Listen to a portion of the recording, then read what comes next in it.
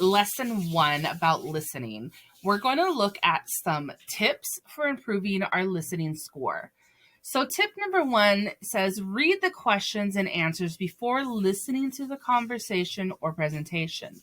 So I'm going to show you on my screen, and then we're going to go and practice one or take a look at one of them. So here we have listen to a conversation between a girl and a boy.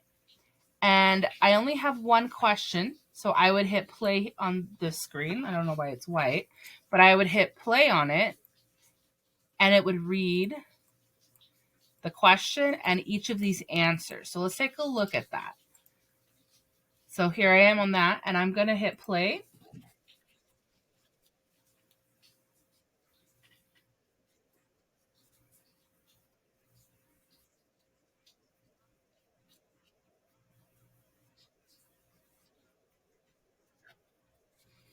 So by listening to the question or by reading the question and the answers before we go and listen to the conversation, I now have a focus for my listening. So now I know I'm going to be listening to learn about what the teacher's lesson is about.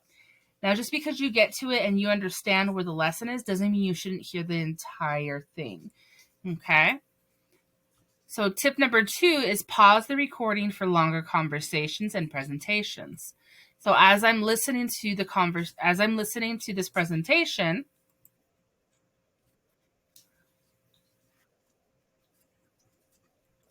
so now I've heard they talked about inventions in class. I'm going to hit pause, and I'm going to kind of take some notes down. So that goes into our tip number 3.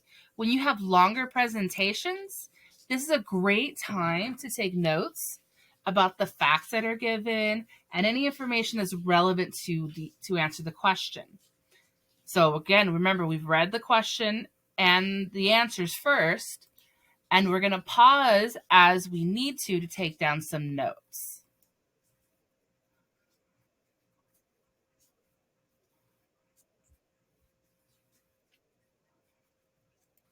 So we know that we can write down something about inventions and about space research. So you can hit pause. So you can hit pause as you need to. And finally, we have tip number 4. So what can I do in my daily life to prepare? So there's lots of things you can do outside of school.